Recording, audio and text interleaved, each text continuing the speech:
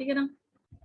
तो हम लोगों ने क्या क्या देखा, की इनिशिएटिव्स देखे। की इनिशिएटिव्स में सबसे पहला corporation and society, second one was corporation and society, absentee shareholder primacy and protection.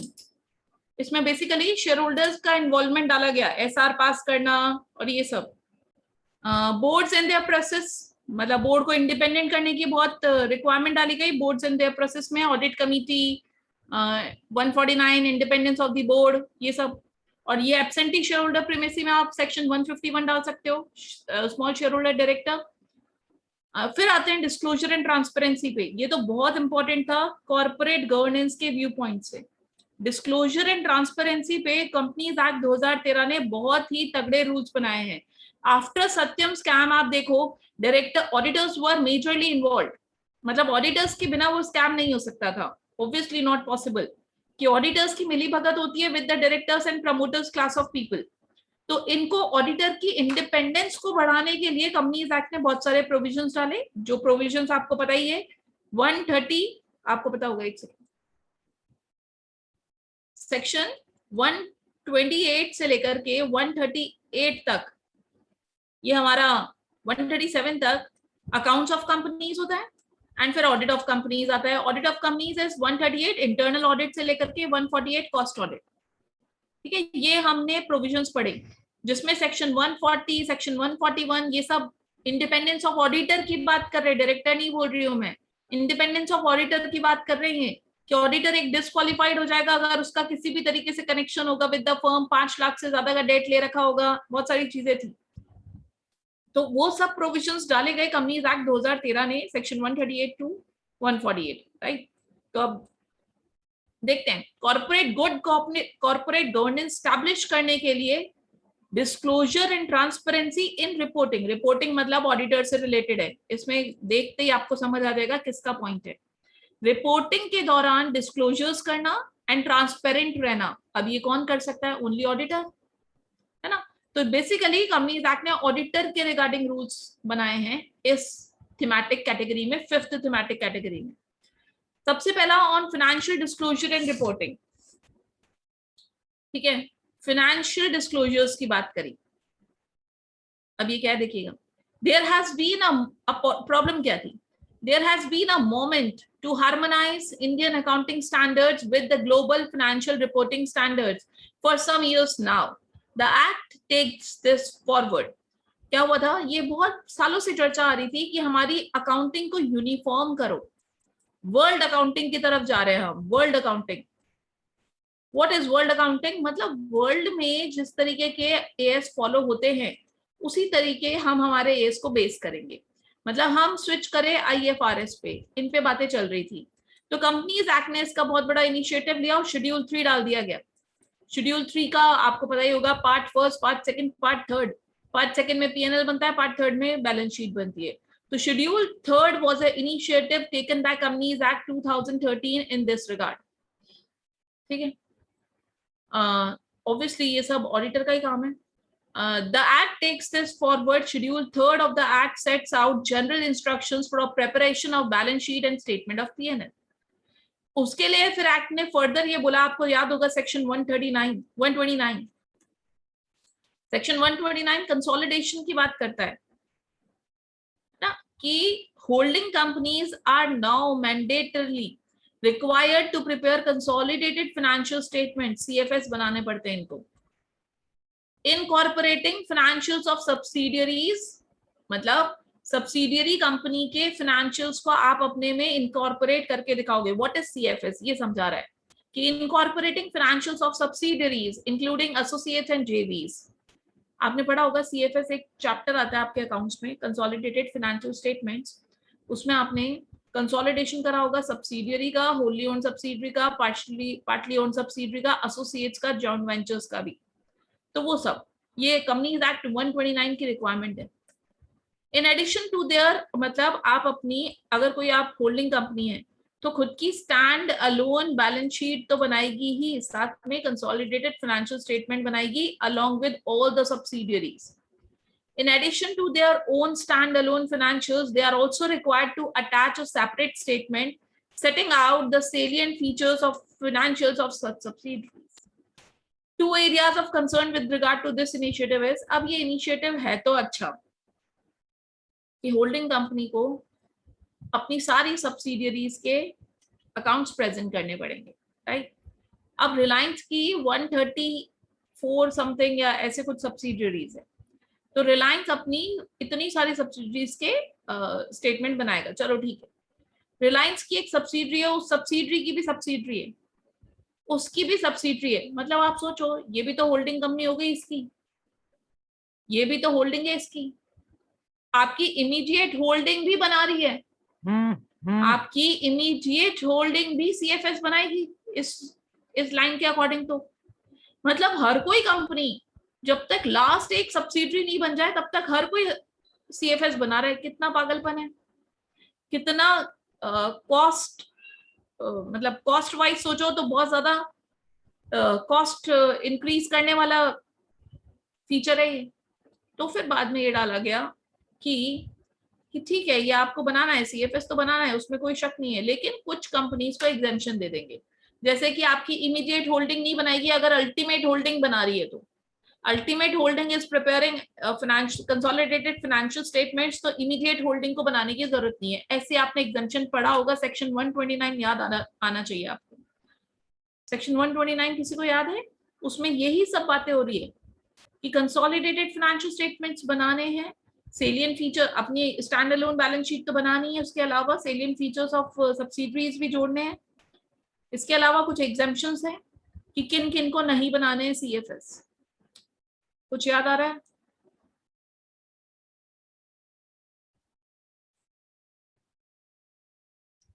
अच्छा, आप लोगों ने एक क्वेश्चन है, आप लोगों ने रिवीजन कौन कौन से सेक्शंस का किया है? 170 ऑनवर्ड्स?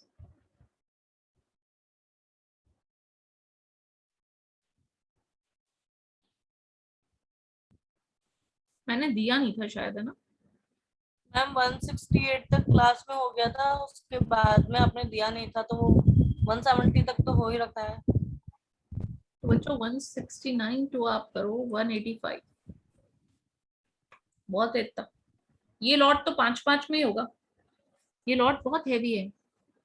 185 अपने आप में बहुत हैवी है, का 185 का हर तरीके से सोच के उसको लर्न करना, ठीक है?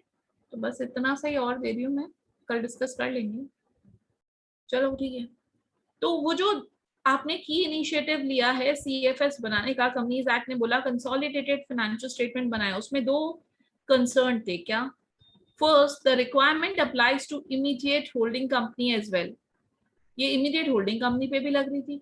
इन्फ्लिक्टिंग अननेसेसरी एडिशनल कॉस्ट, जिसकी वजह से एडिशनल कॉस्ट आ रही थी, especially if such entities are wholly owned or with very few outside shareholders। और देखो ना, पता है क्या होता है, होल्डिंग कंपनी सब्सिडरी खोल रही है, इसमें आप ये देखिए 95% शेयर्स इसके होते हैं, बाकी 5% या 6% आप मानो, 94 कर दो इसको, 6% अलग अलग लोगों के होते हैं। क्यों? क्योंकि आप सब्सिडरी भी पब्लिक लिमिटेड बनाते हो, तो पब्लिक लिमिटेड में मैक्सिमम 7 लोग तो चाहिए आपको कंपनी बनाने के लिए। एक तो आप हो गए होल्डिंग 94% शेयर्स, और बचे हुए 6 भी लाओ। तो कई बार क्या होता है, ऐसी कंपनीज, ऐसी बहुत सारी सब्सिडरीज होती है जहां पर मिनिमम होल्डिंग होती है, मिनिमम आउटसाइड शेयर होल्डर्स होते हैं। अब ये एक होल्डिंग, ये एक सब्सिडरी बन गई, अब इसकी भी एक सब्सिडरी है, तो ये होल्डिंग बन गई ना। अब आप सोचो कि आपके इतने से आउटसाइड शेयर होल्डर्स हैं and still you have to prepare CFS, कितनी फालतू बात है। तो ये एक बहुत बड़ा ड्रॉबैक था जिसको सुधार दिया गया, कुछ एग्जेम्पशंस देकर के इसको भी सुधार दिया गया। सेकेंड क्या प्रॉब्लम थी, Indian tax regime does not as yet recognise the ultimate holding company as the exclusive taxable entity for the entire group. Due consideration for concomitant tax reforms to in this regard may now be opportune। क्या बोल रहे हैं कि हमारे Indian tax resign ने, मतलब कि IT department ने, आप सीएफएस बना रहे हो तो वो केवल सीएफएस देख करके आपके ऊपर टैक्स नहीं लगाएगा, है ना, वो कंसिडर नहीं करता है सीएफएस को, देखता है, बट इट डजंट मीन कि आपकी सब्सिडरी कंपनी भी एग्जेम्प्ट हो चुकी है उन टैक्स रिफॉर्म्स से। मतलब केवल टैक्स लगेगा एक होल्डिंग कंपनी पे, नहीं, ऐसा नहीं। तो इसकी वजह से मतलब सबको स्टैंड अलोन तो बनानी ही पड़ेगी, बिकॉज आपका आईटी डिपार्टमेंट सपोर्ट नहीं कर रहा ना आपको। आईटी डिपार्टमेंट नहीं देख रहा कि आप ये नहीं बोल सकते हो सीएफएस बना रखा है वहां देख लेना, मैं नहीं बनाता कोई बैलेंस शीट, आप सीएफएस चेक कर लो, ऐसा अलाउड ही नहीं। आईटी डिपार्टमेंट को तो आपके खुद के स्टैंड अलोन फाइनेंशियल स्टेटमेंट बनते हैं, तो यार आप जब स्टैंड अलोन बना रहे हो, सीएफएस भी बना रहे हो, तो क्या पागलपन है। तो ये दो ड्रॉबैक थे, इसलिए कुछ कंपनीज को एग्जेम्प्ट करा गया in preparing CFS.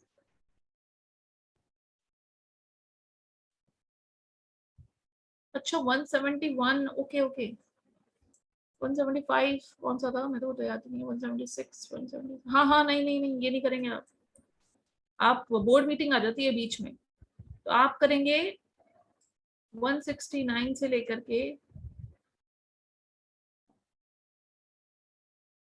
Board meeting के प्रोविजंस है 176, 77, ऑडिट कमिटी है 178, 179, हाँ ठीक है 180 तक कर सकते हो आप, 10 सेक्शंस कर सकते हो यहाँ पे। तो इजी इजी सेक्शंस है ये सारे, कोरम है, बोर्ड मीटिंग का, बोर्ड मीटिंग है, बहुत इजी सेक्शंस है,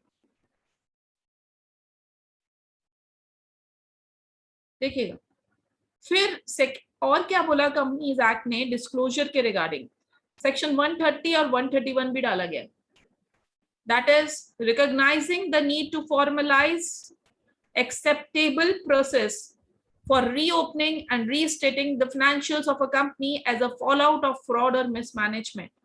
The act specifically provides, देखो क्या बोल रहे हैं कि 130 में और 131 में, 130 में री ओपनिंग हो जाती है फाइनेंशियल स्टेटमेंट्स की, 131 में रीस्टेट रिव्यूइंग या रीस्टेटिंग हो जाता है फाइनेंशियल स्टेटमेंट्स का।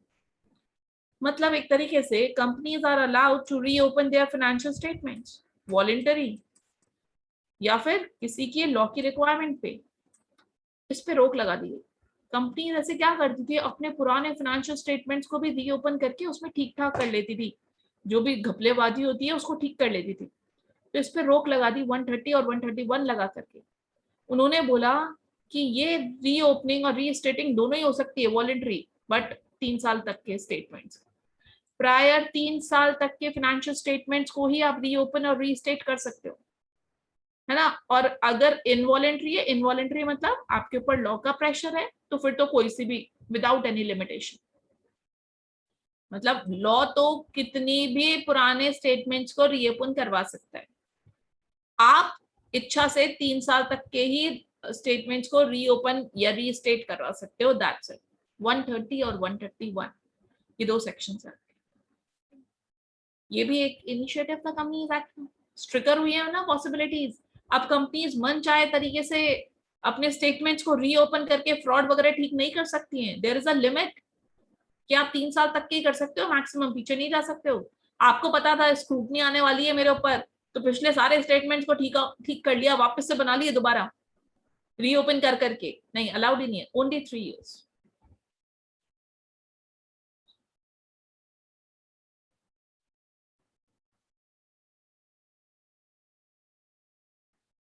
इसके अलावा सेक्शन 134 डाल दिया गया, एनएफआरए, हमारा कंपनी लॉ बोर्ड को हटा के सॉरी एनएफआरए पहले आई हुआ। पहले क्या होता था कि accounting standards were recommended by institute of chartered accountants of India, है ना। अब ये एनएफआरए के बिना कुछ नहीं हो सकता।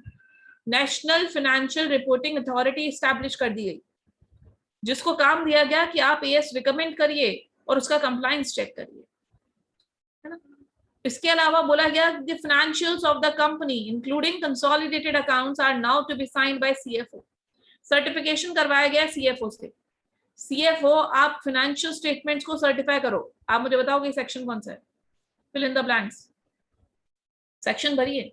सीएफओ सर्टिफाई करता है फाइनेंशियल स्टेटमेंट्स को, ये अभी पढ़ के आए हम, बताना जरा।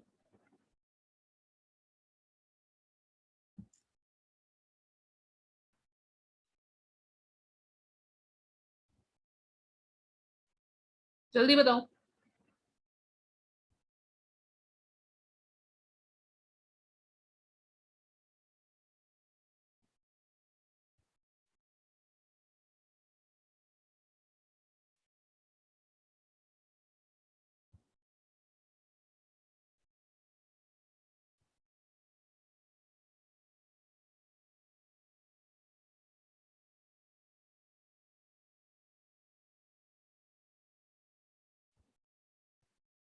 एक दो और रिप्लाई कर दो।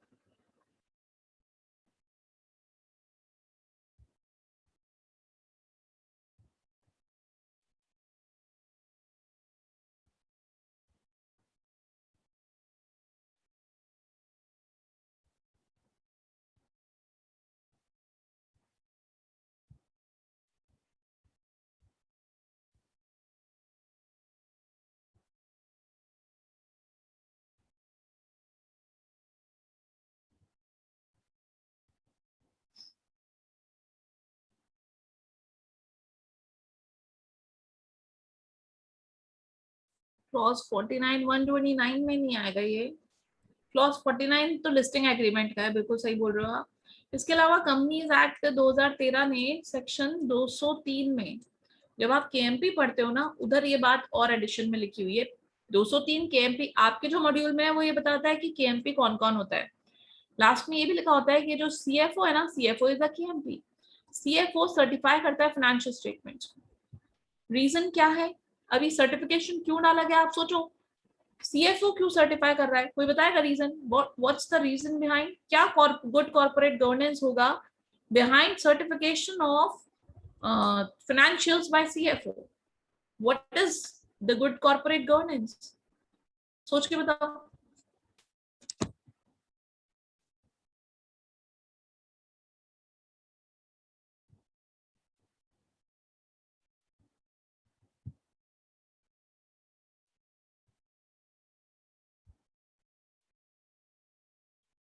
नहीं नहीं बेटा, फ्रॉड नहीं, फ्रॉड नहीं। He is liable for that, नहीं, सारा officer in default is liable for that, not just ही। और कोई बात, ये बात ये है कि क्या होता है, सीएफओ से ऊपर भी है ना कई एग्जीक्यूटिव्स बैठे हुए हैं, है ना, बहुत सारे लोग ऊपर बैठे हुए हैं इसके। लेकिन आपका क्या काम है, देखो, chief financial officer, that means you are holding a position which is related to auditor, है ना। तो आपको ये बोला गया कि आप जो ये ऑडिटेड फाइनेंशियल स्टेटमेंट्स है ना, इस पे आपके साइन होंगे। दैट मींस आप ये नहीं बोलोगे कि मेरे सीनियर ने ऐसा बोला था, उसकी रिस्पॉन्सिबिलिटी थी, या इसकी रिस्पॉन्सिबिलिटी थी, या उसकी थी।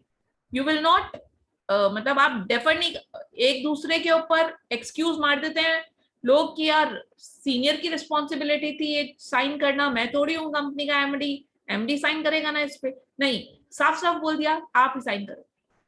That means you will be responsible.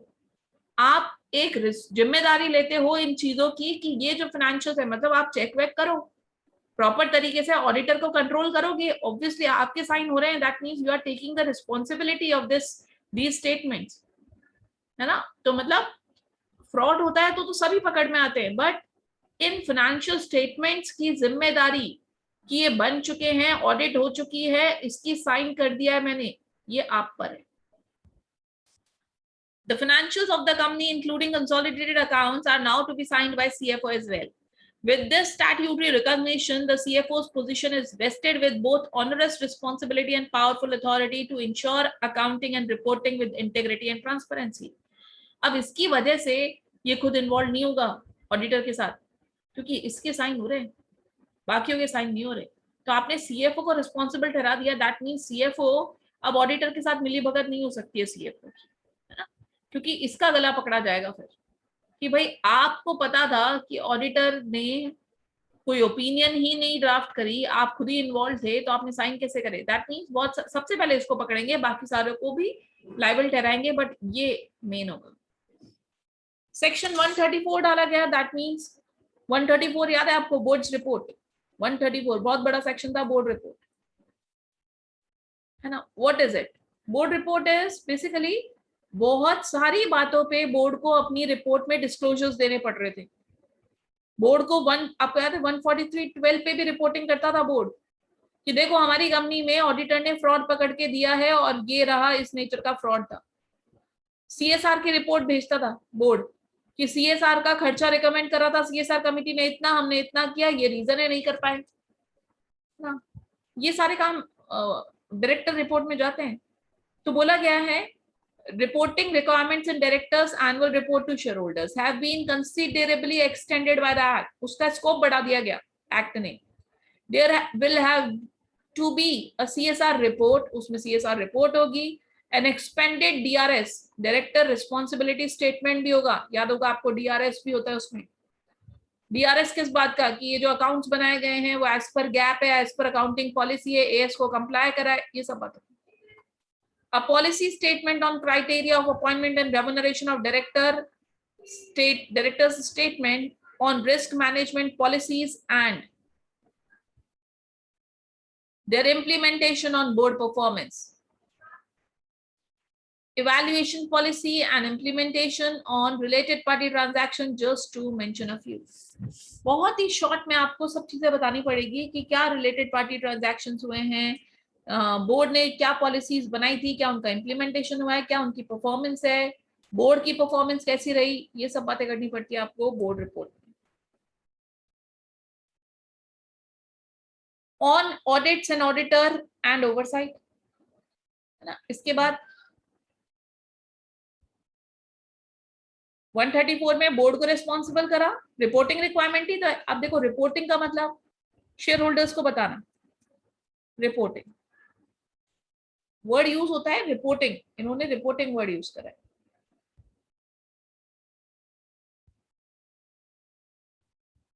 Disclosures,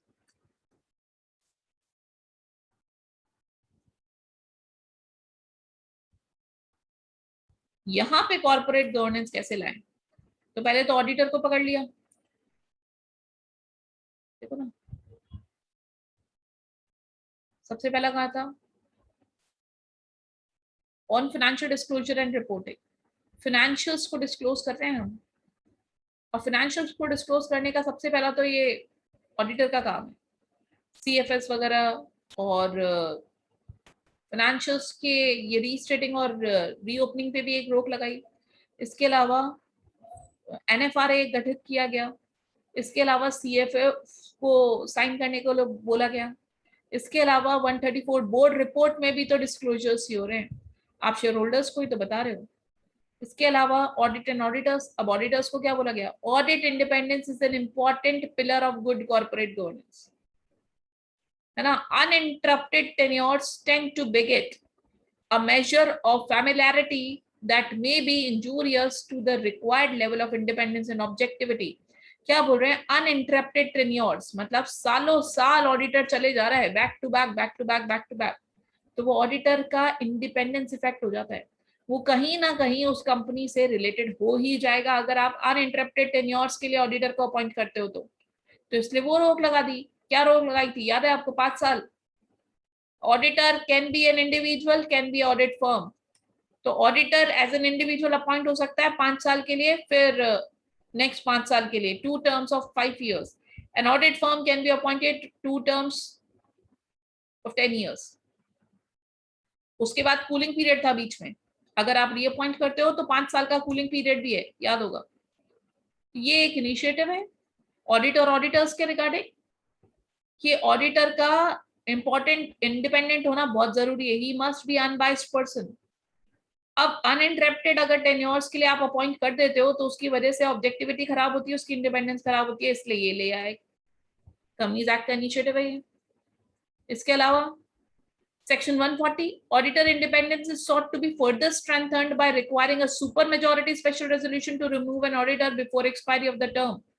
इसके अलावा ऑडिटर की इंडिपेंडेंस को, और मतलब ऑडिटर अपॉइंट हो गया है ना for a period of 5 years, auditor fraud करे जा रहा है, उसको हटाने के भी प्रोविजंस डाल दिए 140 में कि अगर हमारे पास एसआर पास हो जाए जनरल मीटिंग में टू रिमूव दिस ऑडिटर तो वो जाएगा, बिल्कुल जाएगा, बस उसको अपॉर्चुनिटी ऑफ बीइंग हर्ड भी दिया जाएगा, सुनवाई का मौका बिल्कुल मिलेगा कि उसको क्यों हटाया जा रहा है। ऑडिटर अगर रिजाइन करना चाहता है तो फिर एक ये बात बोली गई कि रिजाइनिंग के टाइम पर आपको एक स्टेटमेंट फाइल करना पड़ेगा विद द रजिस्ट्रार, ये बताने के लिए कि आप रिजाइन क्यों कर रहे हैं। अगर रिटायरिंग ऑडिट फर्म को रीअपॉइंट नहीं करते हो, मतलब अभी एक टर्म खत्म हुआ है उसका 10 इयर्स का, उसके बाद दोबारा दूसरा टर्म सर्व कर सकती है ना वो 10 साल का, तो आपने रीअपॉइंट नहीं करा, तो उस ऑडिट फर्म को भी रिप्रेजेंटेशन का मौका दिया गया है कि आप जीएम में अपनी बात कह सकते हो कि क्यों ये लोग आपको रीअपॉइंट नहीं कर रहे, आपको या तो कुछ फ्रॉड वगैरह पता है इनके बारे में, मतलब ऐसी चीजें। ये प्रोविजन डाले गए हैं कंपनीज एक्ट में कि ऑडिटर, आप घबराओ मत, आप अकेले बंदे हो ना, कोई दिक्कत नहीं है हमें, आप जाओ कंपनी में, आपको अगर हटाते हैं ये लोग भी, एसआर पास करके भी हटा, पहली बात तो एसआर, और मान लो एसआर पास भी कर दिया और आपको हटा रहे हैं, तो आपके पास अपॉर्चुनिटी ऑफ बीइंग हर्ड है, आपको सुनवाई का मौका दिया जाएगा, आप शेयर होल्डर्स के सामने अपनी बात कह सकते हो, है ना। या फिर अगर आप रिजाइन करते हो तो फिर आपको रजिस्ट्रार को बताना पड़ेगा क्यों रिजाइन कर रहे हो, या फिर आपका रीअपॉइंटमेंट नहीं हुआ सेकंड टर्म में, है ना, इन लोगों ने रीअपॉइंट नहीं करा, तो आपके पास अपॉर्चुनिटी ऑफ बीइंग हर्ड है, आप ये बता सकते हो कि क्या अपना रिप्रेजेंटेशन दे सकते हो, और वो सारे मेंबर्स में सर्कुलेट होगा, must be circulated to all the members and filed with the registrar. इसके अलावा चलो ऑडिटर को बचाया गया, अब लाइबिलिटी भी डाली गई, as well as protecting the auditor from any victimisation for doing his job, जैसे कि ये बचाना ही तो हुआ। There are also some serious disincentives to preempt auditor failing to act professionally and independently as expected. अगर ऑडिटर ने independently काम नहीं करा, प्रोफेशनली काम नहीं करा, तो ऑडिटर को बहुत सारी बैंस भी लग सकते हैं, जैसे कि the company law tribunal on its own or on the representation of any concerned person inquire into and direct the company to change the auditor if it is satisfied that auditor had acted in a fraudulent manner or abetted or colluded with the directors or the management of the company in that case। Simple सी बात है, क्या company law board को या फिर NCLT को अगर ये लगता है खुद से या फिर किसी ने उसको बोला था कि ये इस कंपनी का ऑडिटर मिला हुआ है या फ्रॉड कर रहा है डायरेक्टर्स के साथ मिलकर के, तो फिर कंपनी लॉ बोर्ड का ऑर्डर आ जाएगा और आपको हटना पड़ेगा। द ऑडिटर, उस केस में फिर auditor will be banned from acting as an auditor of any company for a period of 5 years। आप 5 साल का बैन लग जाएगा, आप किसी भी कंपनी की ऑडिट नहीं कर पाओगे, बहुत बड़ी बात है ना। और आप ही नहीं, आपके पार्टनर भी गए, आपकी पूरी फर्म गई। If you are a audit firm, तो आपके पूरे पार्टनर एंड आपकी ऑडिट फर्म सारी all will be disqualified to become an auditor in any company for a period of 5 years। इसके अलावा डिस्क्वालिफिकेशन डाली गई 141 में, auditor independence criteria disqualifying a person have been tainted. क्या? a business relationship with the company or its subsidiary or holding or associate or subsidiary of the holding company or an associate company allowed in it, you cannot have a business relationship with these। A relative is a director or employed as a KMP। आपका relative, आपका भाई, आप auditor और आपका भाई director है या KMP है। A conviction for an offense within the 10 years preceding, आपके ऑफेंस मतलब आपको ऑफेंसिव माना जाएगा आपके पिछले रिकॉर्ड के according. A subsidiary or associate company or any other form of entity is engaged in prohibited consultancy or specialized services।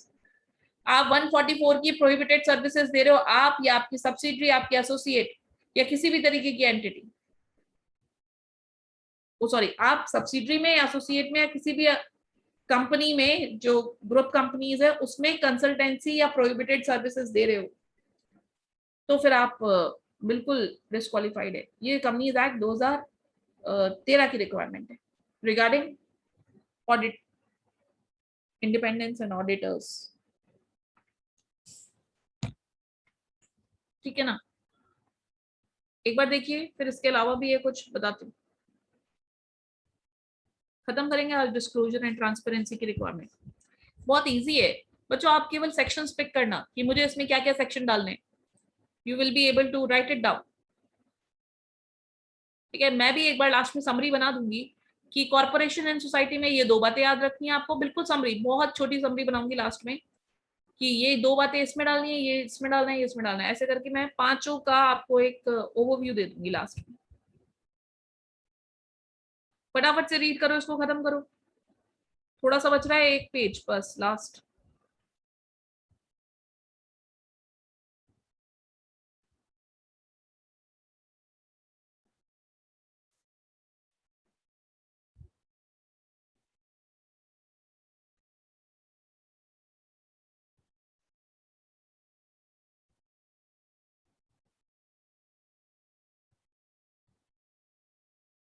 एक last बता ही देती हूँ, चलो।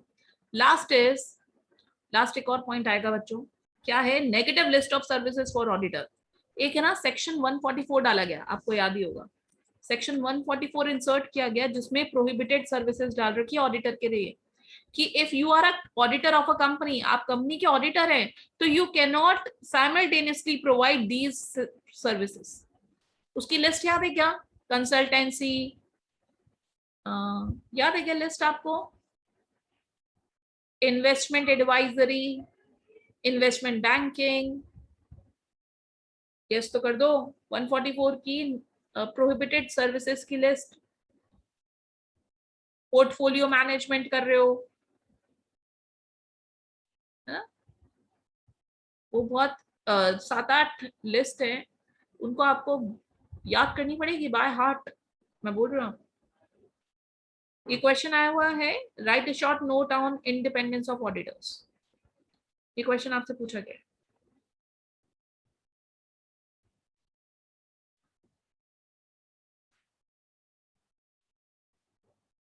ये भी क्वेश्चन आया हुआ है, how the issue of independence in board was introduced first time in corporate legislature in India by the Companies Act 2013। मतलब कंपनीज एक्ट 2013 ने इंडिपेंडेंस ऑफ बोर्ड को एस्टैब्लिश करने के लिए क्या इनिशिएटिव्स लिए। एक ये भी आया, right a short note on remuneration and nomination committee.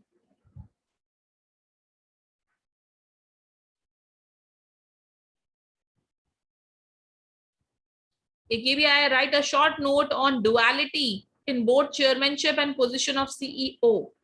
Duality of board chairmanship and position of CEO, कि एक ही बंदा बोर्ड ऑफ डायरेक्टर्स का चेयरमैन भी है एंड साथ में he is holding the position of CEO. तो इस पे भी एक क्वेश्चन आया है कि आपको शॉर्ट नोट लिखना है।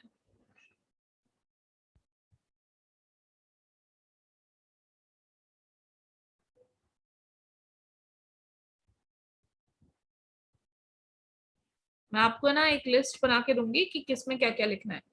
वो लास्ट में कल कॉर्पोरेट, कल हमारा एक टॉपिक कंप्लीट होगा क्या, corporate key initiatives taken by companies act on corporate government.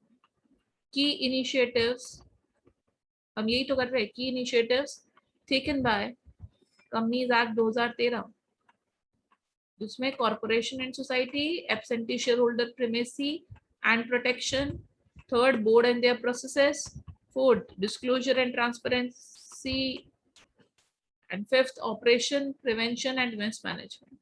ये कल हो जाएगा और पांचों कैटेगरीज कंप्लीट हो जाएगी और आपको ओवरव्यू लिख दूंगी मैं किस में क्या क्या लर्न करना। Is it clear? बात समझ आई सारी? और ये समझ आ रहा है आपको कॉर्पोरेट गवर्नेंस को करने का यही तरीका है बच्चों। आपको रटना पड़ेगा इसको कि इसमें क्या लिखना है, इसमें क्या लिखना है, हौच-पौच मत कर देना। इसकी स्पिरिट समझो और सच सीरियसली एक बार रीड करोगे हमेशा याद रहेगा। ये ऐसी चीज है ना। इसमें थ्योरी लिखनी है आपने, कंपनीज एक्ट इतना करा है, 149 से लेकर के 205 तक करा है आपने कंपनीज एक्ट। उसके आगे के प्रोविजंस भी कराने वाली हूँ अभी।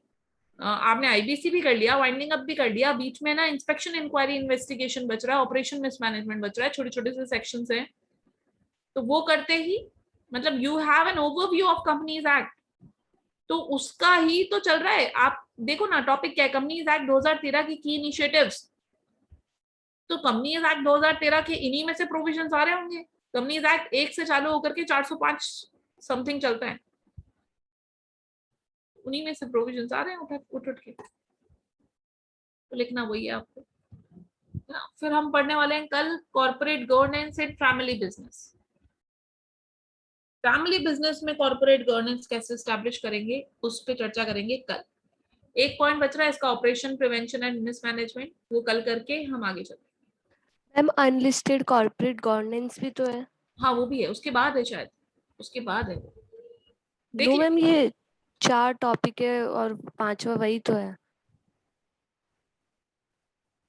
नहीं नहीं नहीं नहीं बेटा, ये कंपनीज एक्ट 2013 के इनिशिएटिव्स हैं जिसमें मैम फिफ्थ तो आपने कंपनीज एक्ट 2013 में मैम 5 पॉइंट्स लिखवाए थे, तो 5th वाला था मैम ये अनलिस्टेड कंपनी गवर्नेंस।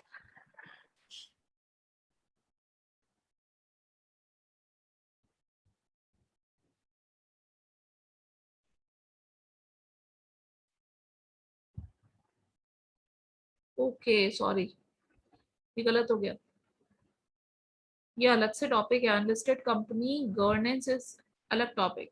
यहाँ पर 5th पॉइंट आएगा आपके ऑपरेशन प्रिवेंशन एंड मिसमैनेजमेंट। ये मुझे ध्यान नहीं रहा, इसको मैं ठीक करके फिर आपको पीडीएफ में ठीक हो जाएगा ये, ठीक है ना। तो ये वो नहीं है बेटा, वो अलग टॉपिक है। अनलिस्टेड कंपनी का अलग टॉपिक है। यहाँ पर आएगा ऑपरेशन प्रिवेंशन एंड मिसमैनेजमेंट, जो मैं कल करूँ, ठीक है ना। तो आज के लिए इतना ही बहुत है। याद रखिएगा ये वाला टॉपिक किया है। इसमें डिस्क्लोजर में एक तो कॉमन डिस्क्लोजर्स, देखो आप डिस्क्लोजर में बोर्ड रिपोर्ट का डिस्क्लोजर लिख देना। आप डिस्क्लोजर के अंदर 130 और 131 का एक्सप्लेनेशन देना कि इन दोनों को रीओपन और रीस्टेट कर सकते हो, लेकिन 3 साल तक वॉलेंट्री, और इनवॉलेंट्री तो कितने भी साल तक। और इसके अलावा ऑडिटर के टर्म के ऊपर बात करिए कि he can be appointed for a term of 5 years, है ना। इसके अलावा ऑडिटर सीएफओ का सर्टिफिकेशन पे बात करिए। इसके अलावा इसमें रिपोर्टिंग में 134 आ चुका है, और ऑडिटर का इंडिपेंडेंस की बात करिए, जिसमें प्रोहिबिटेड सर्विसेज नहीं दे सकता, जिसमें डिस्क्वालिफिकेशन की बात करिए। तो ये सब देखना है आपको। That's it for today. मिलते हैं कल सेम टाइम।